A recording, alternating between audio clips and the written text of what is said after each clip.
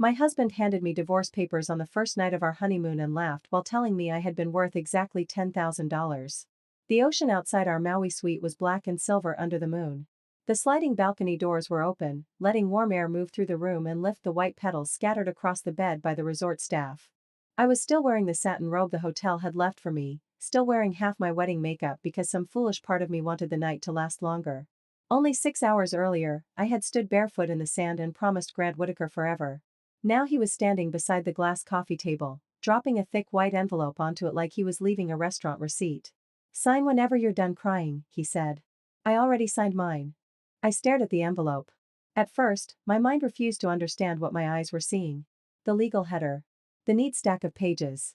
His signature, bold and smooth, dated 2 weeks before our wedding. "Grant," I whispered. "What is this?"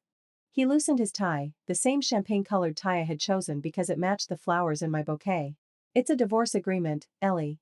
Don't make it dramatic." I laughed once, not because anything was funny, but because my body didn't know how to hold that much shock. "We got married today. Technically yesterday now." He glanced at his watch. "It's after midnight." I stood up too fast and the room swayed. "You're drunk."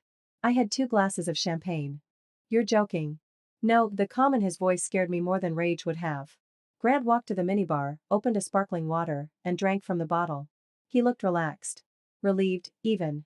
Like a man who had finished an annoying errand. I touched the rings on my finger. "Our wedding was 6 hours ago. And it was beautiful," he said. "I'll give you that. You looked convincing." "Convincing?"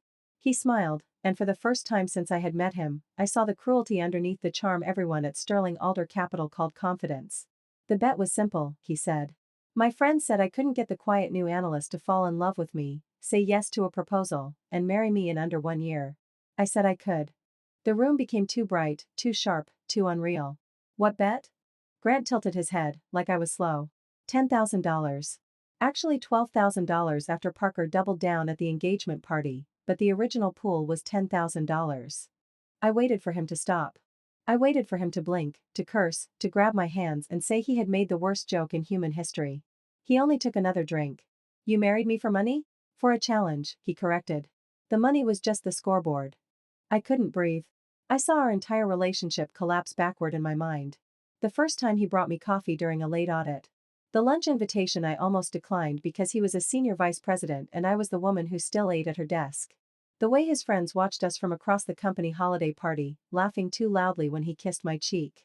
His mother, Victoria Whitaker, adjusting the collar of my dress at the rehearsal dinner while saying, "Some girls get lucky enough to be lifted into better rooms." I thought she was being snobbish. I didn't know she was watching a performance. "Your friends knew." Grant set the bottle down. "Of course." "Your mother?" His laugh was small and ugly. "My mother thought it was beneath me. But she admitted the wedding looked elegant." My knees weakened. I sat on the edge of the bed, crushing the petals beneath my palms. "Did you ever love me?" He looked almost bored. "Ellie, don't do that.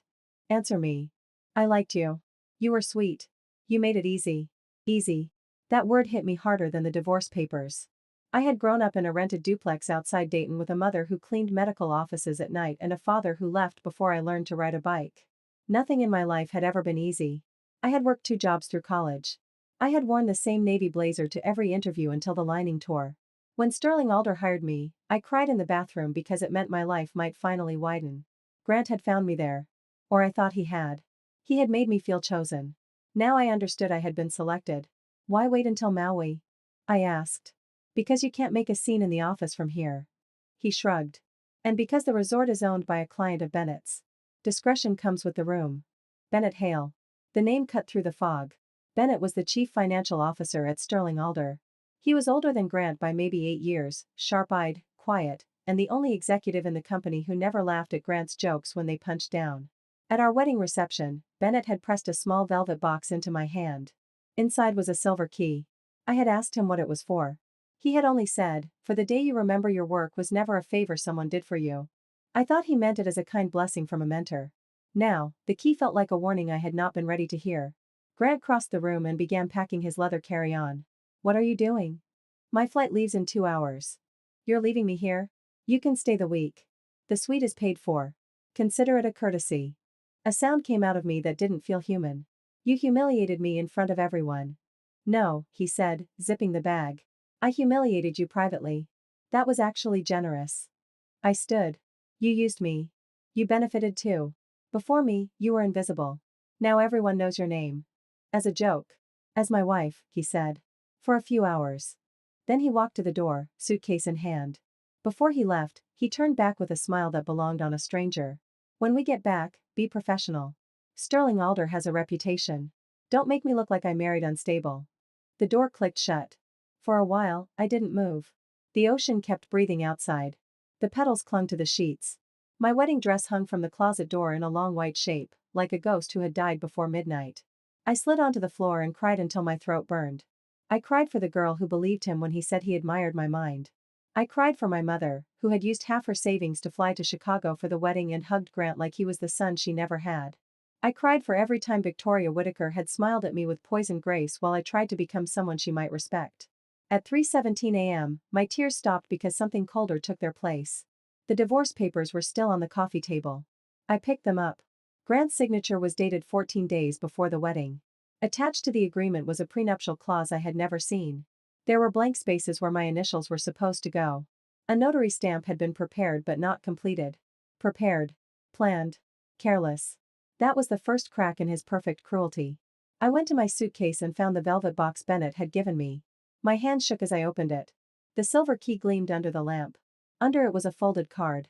Floor 47. Office 4709. It was always yours. There was a second line, handwritten. When they gamble with your dignity, keep the receipt. I sat there for a long time, holding that key while the woman I had been earlier that day disappeared piece by piece. Then I picked up my phone. My fingers hovered over Bennett's name. It was 3:29 a.m. in Maui, which meant 8:29 a.m. in Chicago. Sterling Alder would be waking up. Coffee would be brewing in the executive lounge. Grant's friends would probably already be texting jokes about their victory. I typed one sentence. Mr. Hale, is the office still available? His reply came in less than 1 minute. Always. And I think it is time they stopped betting against you. I looked at the divorce papers again. The signature. The date. The clauses. The proof that Grant had planned to marry me while already planning to discard me. For the first time since he left, my hand stopped shaking. Because I understood something Grant had not.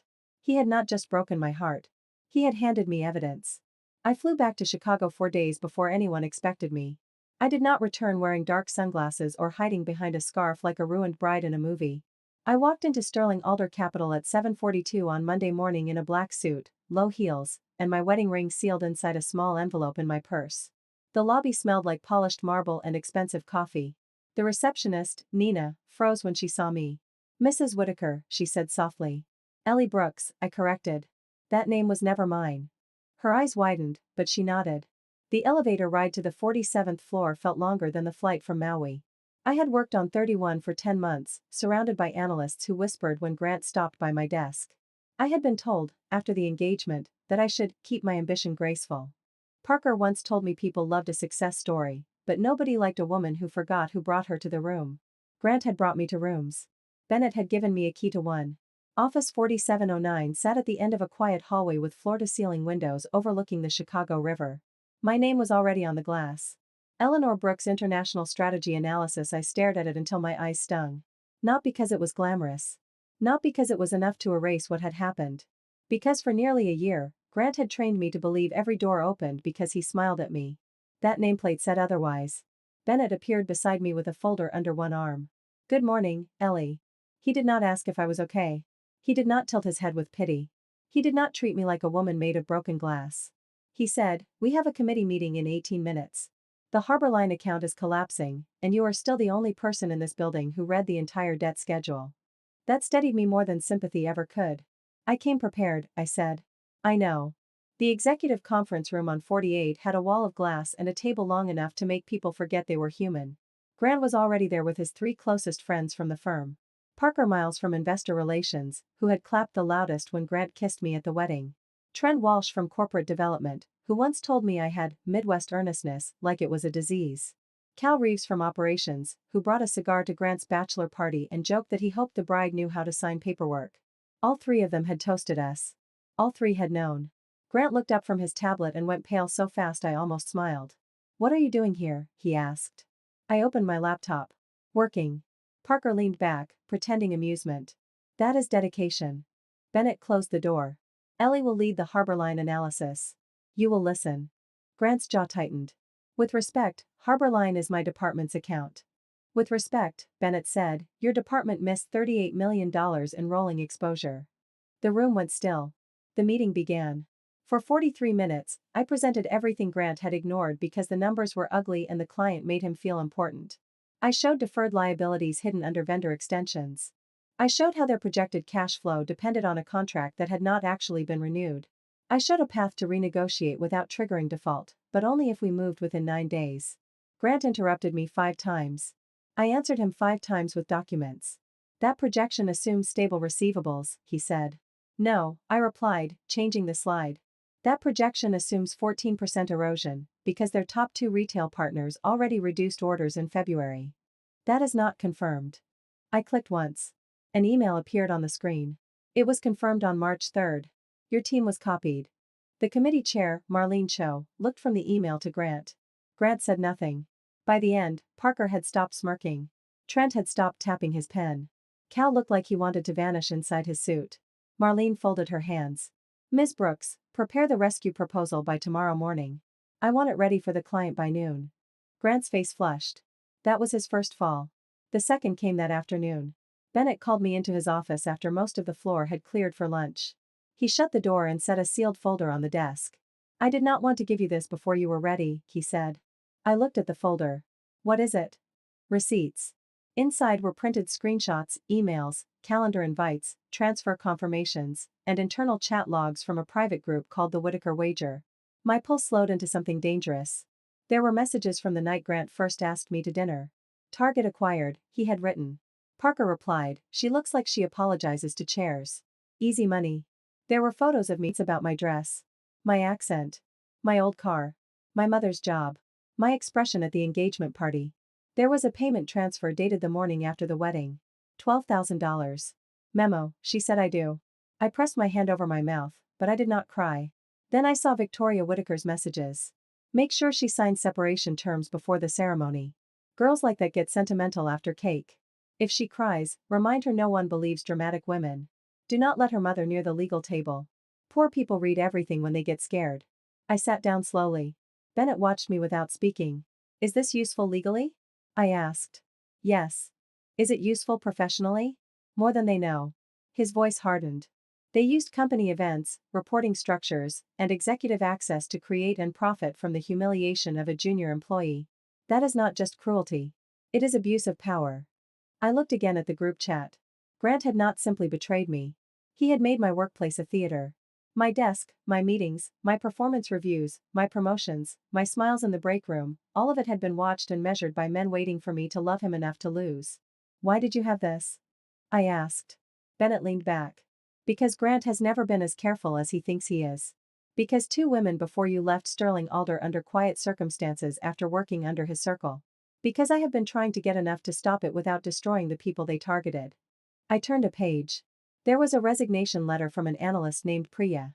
Another from a consultant named Hannah. Both vague. Both polite. Both too broken between the lines. He did this before? Not marriage, Bennett said. But humiliation. Credit theft. Social pressure. Professional isolation. They chose women who needed the job too badly to risk fighting. And you couldn't stop him? His face changed. I should have done more sooner. That honesty hurt, but I respected it. My wedding was the proof you needed. Your wedding was the proof they were finally arrogant enough to document. I nodded, because if I thought too long about being the bait in a larger trap, I might break again. That night, Grant came to my office. He did not knock. He walked in the way he used to walk into my apartment, my plans, my body, my future, assuming permission existed because he wanted it to. You need to stop, he said. I kept typing. Leave. We can handle this privately. I looked up. Like Maui? His mouth twitched. Ellie, I made a stupid mistake. No. A mistake is sending an email to the wrong person. You married me for a payout. It got out of hand. It got planned 14 days before the wedding. His eyes flicked toward my desk. He knew. For the first time since I had met him, Grant Whitaker looked uncertain. Whatever you think you have, he said carefully, you should think about how this looks. A junior analyst marries a senior executive, disappears from her honeymoon, comes back angry, and starts making accusations. I'm not making accusations. Then what are you doing? Preparing documentation. His nostrils flared. My mother will talk. You know she will. She will say you chased me for status. She will say your mother was asking about the family trust at the rehearsal dinner. My vision sharpened. My mother asked where the bathroom was. People hear what they want. I opened the drawer and placed a copy of Victoria's messages on the desk. Grant stared at them. All the blood drained from his face. Where did you get that? From the same company where everyone thought I was too grateful to notice. His voice dropped. You do not want to go to war with my family. You started one at the altar. For a second, he looked almost like the man I had loved. Tired. Frightened. Young under the expensive haircut. Then his phone buzzed. He checked it, and panic flashed across his face before he hid it. My phone rang a moment later. Bennett. Ellie, he said. Come to the executive auditorium now. The Harbor Line review has been moved up. Why? Grant is presenting your strategy as his. I looked at Grant. He did not move. The room seemed to narrow around us. You stole it? I asked. He swallowed. I protected it. I stood and took the evidence folder from my desk. Grant stepped toward me. Ellie, if you walk in there angry, they will call you emotional. I walked past him. Good, I said. Then they can watch what emotional looks like when it brings receipts. The executive auditorium was already full when I arrived. Sterling Alder did not use that room for ordinary meetings. It had tiered seating, a long stage, and a screen so large every spreadsheet looked like a court verdict. Department heads sat in the first rows. Investors and outside advisors filled the middle. Analysts stood along the walls, whispering under the expensive lights. Grant stood on stage in the suit he had worn to our rehearsal dinner, presenting my Harborline deck with his name on the opening slide. Grant Whitaker, Senior Vice President, Strategic Client Recovery. His voice carried through the room, smooth and practiced. Our department identified several hidden exposures within Harborline's structure, he said. What you are seeing today is an aggressive but disciplined rescue model built through my team's cross-functional review. My team. My review. My sleepless nights. Bennett stood beside the entrance, his expression controlled. Do you want me to intervene? He asked quietly. I looked at Grant under the lights. He had chosen the stage. No, I said. This part is mine. I walked down the center aisle. The room noticed in waves. First the analysts by the wall. Then Parker, seated near the front, who whispered something to Trent. Then Marlene Cho, whose eyes narrowed as she saw the folder in my hand. Grant saw me when I reached the first row. He lost his place mid-sentence. I raised my hand. I have a correction. Grant gripped the clicker. Ellie, this is not the time. Marlene looked between us. Ms. Brooks, is this relevant to Harbor Line? Yes. Grant forced a laugh. She contributed some supporting research and may be confused about presentation ownership. The sentence was so clean, so corporate, so quietly murderous that the old me might have doubted herself. The new me walked onto the stage. Grant lowered his voice. Do not do this here. I stopped beside him. You brought my work here. I connected my laptop. For 2 seconds, the screen went black. Then my version of the Harborline strategy appeared. Same model. Same recommendations. Same title. But my screen included tracked revisions, timestamps, emails, dated 3 weeks before Grant's deck. I clicked once. An email appeared. From Grant Whitaker to Parker Miles, Trent Walsh, Cal Reeves. Subject. Clean deck. Delete Ellie's name from the footer. Leave only mine. Need this to look senior level. The auditorium erupted into murmurs. Grant stepped forward. That is taken out of context. I faced the room. A misunderstanding is walking into the wrong conference room. This is theft. Parker stood halfway. There is no reason to turn a client review into a personal issue. I clicked again. The screen changed. The Whitaker wager. At first, nobody seemed to understand. Then the messages became readable. Target acquired. She looks like she apologizes to chairs. Easy money. If he gets her to cry during the proposal, I add $500. The photo of me at the wedding appeared, my face bright with love, Grant's arm around me. Under it was Parker's message. Worth every dollar. Then the transfer. $12,000. She said I do. The room went silent in the way rooms go silent only when people realize they are witnessing something they cannot politely explain away. Grant's face hardened. That was private. I turned to him. My humiliation was supposed to be private too, wasn't it? In a honeymoon suite in Maui, far from the office, where I could cry alone and come back quiet. Cal muttered, this is insane. I clicked again. Victoria Whitaker's messages appeared. Girls like that get sentimental after cake. Poor people read everything when they get scared. Remind her no one believes dramatic women. Someone in the back gasped. Marlene stood. Pause the presentation. Bennett moved down the aisle. With respect, do not pause it, he said. This is now a compliance matter involving executive misconduct, workplace harassment, potential fraud, and intellectual property theft. Grant pointed at him. You set this up. Bennett's voice stayed calm. No, Grant. You documented it. That was when the first twist landed.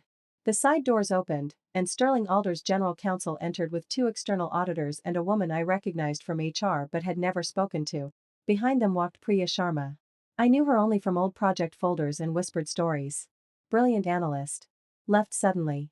No explanation. Now she walked into the auditorium with her chin lifted. Grant looked like he had seen a ghost. Priya stepped to the front with a folder of her own. I was told my departure would be treated as voluntary if I kept quiet, she said. It was not voluntary. The room shifted. Parker sank back into his seat. Priya looked at me once, and something passed between us. Not friendship yet. Not even comfort. Recognition. She told them how Grant's circle had taken her risk model, stripped her name from it, and mocked her when she complained. She told them how Parker suggested she should be grateful because visibility is currency. She told them how she was moved off client-facing work after refusing to go to drinks with them. She told them that when she resigned, HR offered her 8 weeks of severance and a non-disclosure agreement. Then Hannah Bell, the former consultant Bennett had mentioned, appeared on the screen by video call from Denver. Her voice shook at first. Then steadied.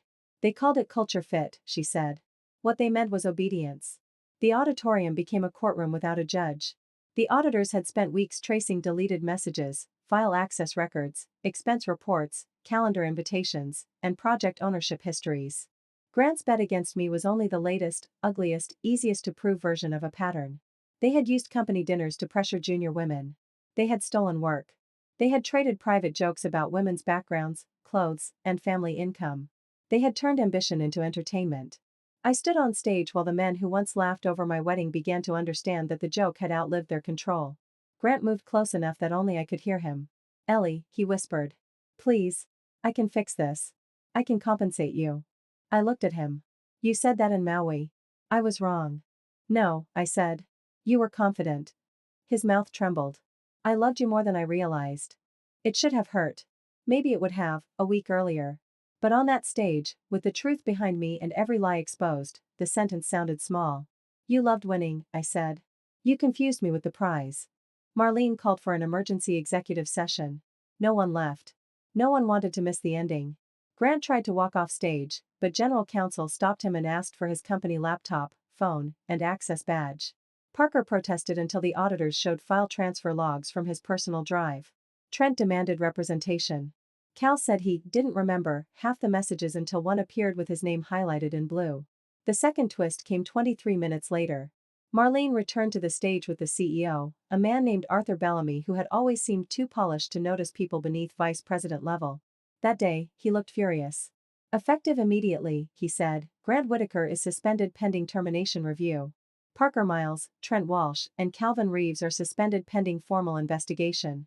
Sterling Alder will cooperate with external counsel regarding claims from Ms. Brooks, Ms. Sharma, Ms. Bell, and any other affected employees. Grant stared at him. You can't do this based on some emotional ambush. Arthur's face went cold. This company just watched you present stolen work under your name while evidence of harassment sat on the same screen. Do not say emotional again unless you are describing your judgment. Then he turned to me. Ms. Brooks, the Harborline account requires immediate leadership. Are you prepared to continue? My heart slammed once. Grant made a sound. You can't be serious. Arthur did not look at him. I am asking Ms. Brooks. Every eye in that room turned toward me. I thought of the hotel floor in Maui. The petals stuck to my palms. The divorce papers. My mother's tired hands. Bennett's silver key.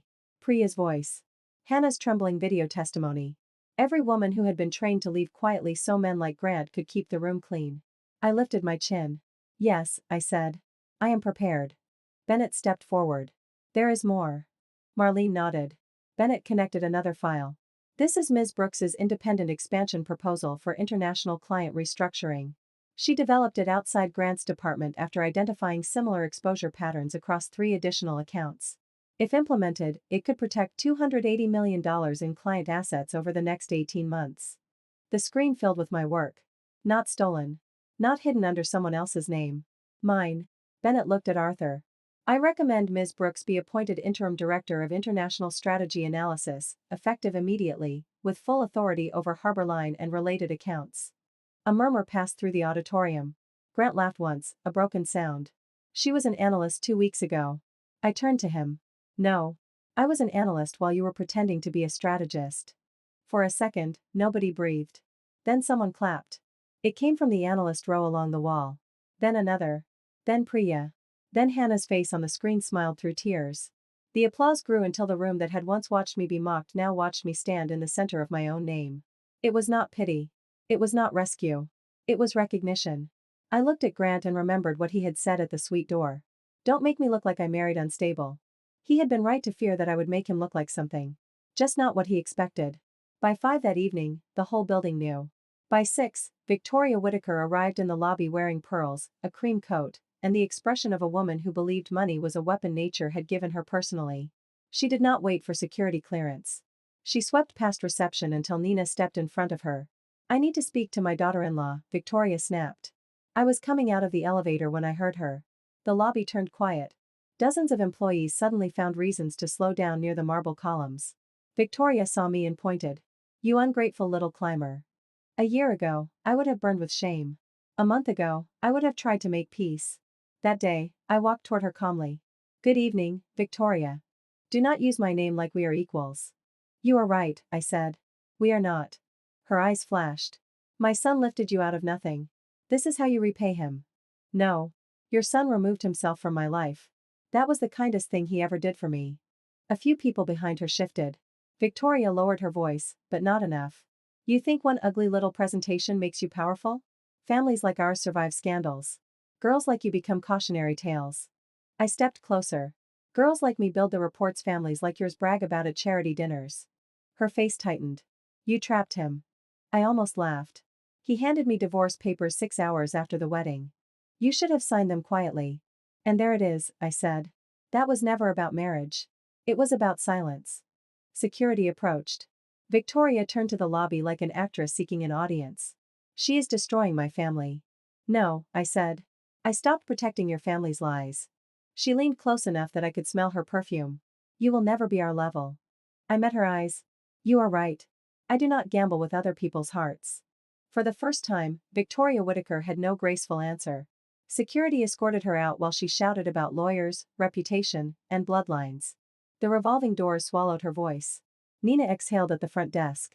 Then she began to clap. One person joined. Then another. I closed my eyes for 1 second, not to enjoy it, but to survive it. Because vindication is not clean.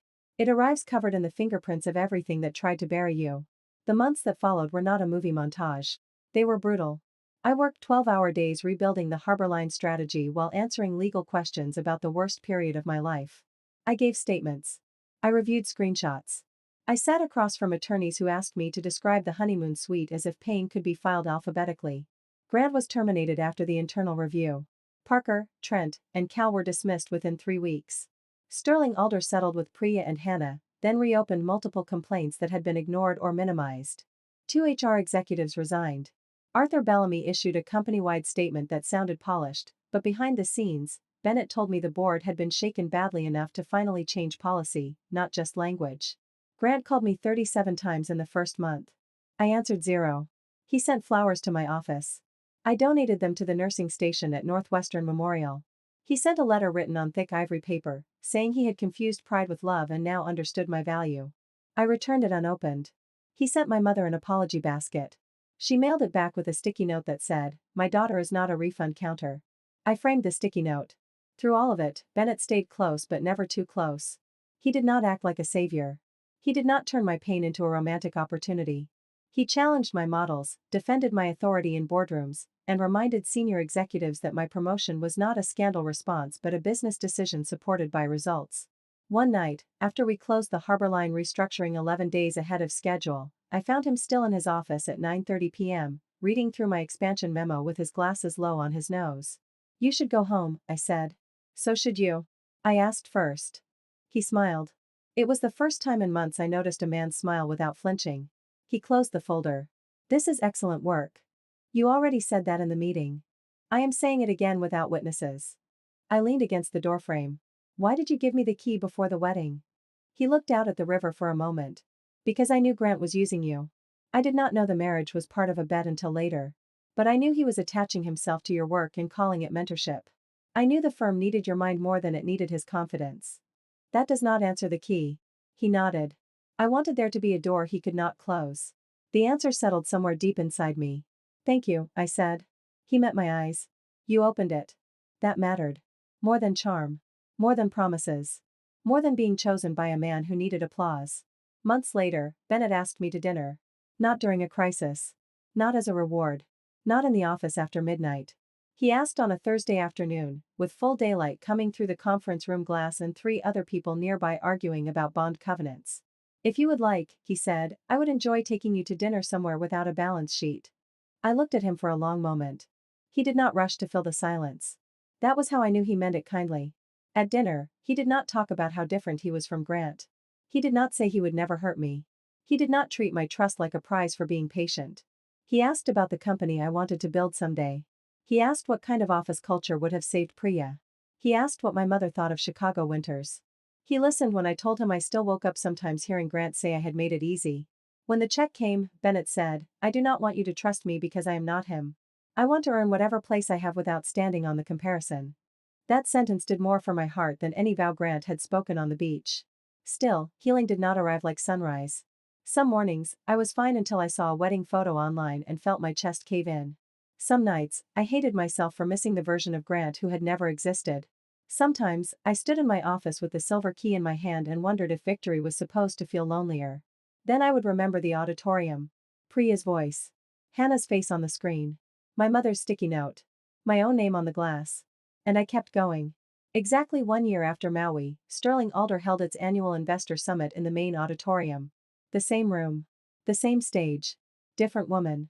I wore an ivory suit, not white enough to look bridal, but close enough that I knew what I was doing. My hair was pinned back. My hands were steady. On the agenda, below the keynote speaker and above the CEO's closing remarks, was my presentation. Eleanor Brooks, Vice President, International Strategy, not interim. Not assistant. Not someone's future wife. Mine. The expansion proposal. Bennett had shown that Day had become the foundation for the largest client retention initiative in Sterling Alder's history. Harborline had stabilized. 2 additional accounts had signed long-term restructuring contracts.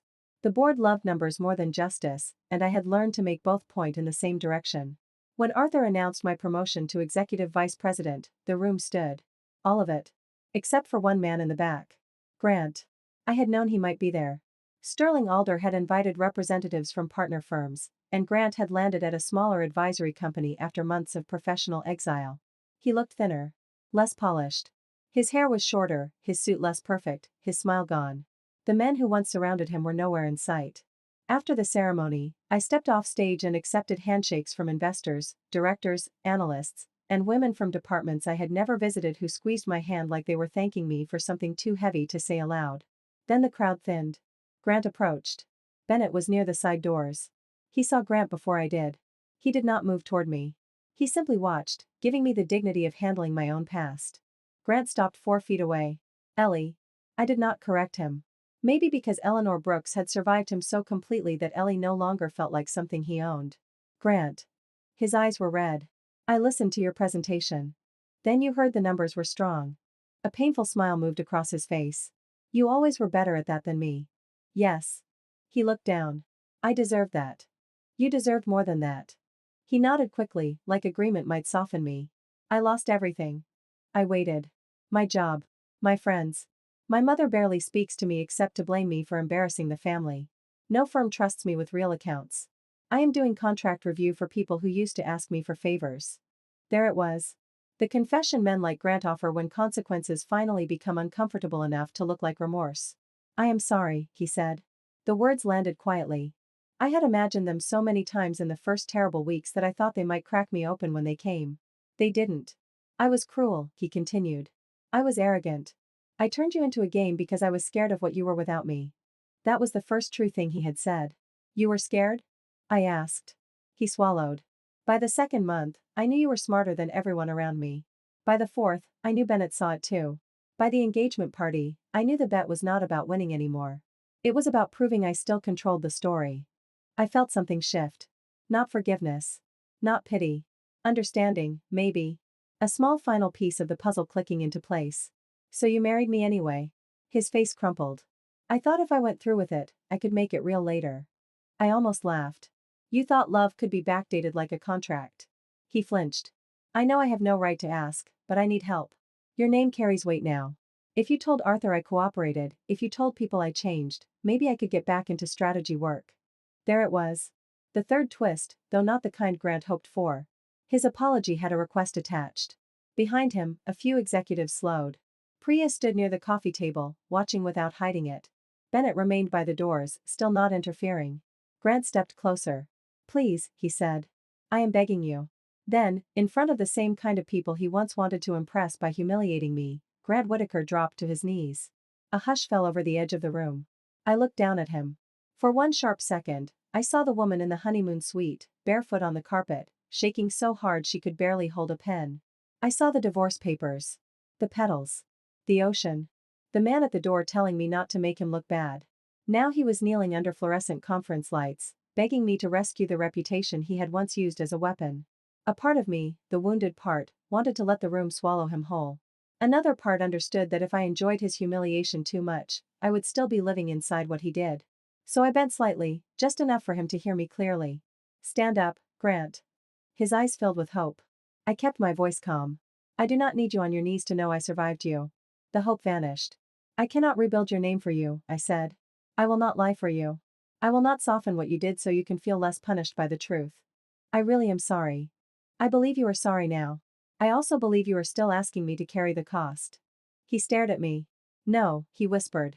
I just thought maybe you would understand. I do understand, I said.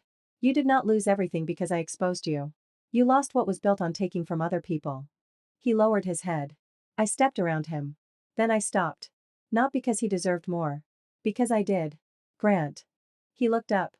I hope you become someone who does not need a woman's forgiveness to start being decent. His mouth opened, but no words came. I walked away. This time, I did not look back. Bennett met me at the doors. He did not ask if I was okay. He offered his arm only after I reached for it. Outside, Chicago was golden glass under the late afternoon sun. The river caught the light between the buildings. Traffic moved below us, loud and ordinary and alive. Priya caught up to us near the lobby. Drinks, she asked. Not celebratory champagne. Something that does not taste like trauma. I laughed so suddenly that tears came to my eyes. Please. My mother flew in that weekend for the promotion dinner. She wore a navy dress and the pearl earrings I bought her with my first director bonus. When she saw my office, she stood in the doorway touching the glass wall with her fingertips. This is yours, she asked. Yes. No husband attached. No husband attached. She nodded, satisfied. Good. I never liked how pretty his teeth were. I laughed until my stomach hurt. That night, after dinner, after my mother fell asleep in the guest room of my apartment, after Bennett texted to say he got home safe and Priya sent a blurry photo of the champagne bottle we absolutely said we would not order, I took the silver key from my desk drawer. I had kept it loose for a year, carrying it sometimes in my purse, sometimes in my coat pocket, as if I still needed to prove the door existed. But I did not need to carry it anymore. I placed it in a deep frame with a black background and hung it beside my office window the next morning. Not as a memory of Bennett. Not as a memory of Grant. Not as a souvenir of betrayal. As proof. Sometimes the door that saves you already exists. Sometimes it has your name on it before you believe you deserve to enter. And sometimes the person who breaks your fantasy is not the person who destroys your life. Sometimes he is just the man who forces you to stop waiting outside your own future. A year after my husband sold my heart for $10,000, I stood in the office he thought I was lucky to visit and signed the largest international strategy contract Sterling Alder had ever closed. My signature looked nothing like his. It did not need to be bold. It only needed to be mine.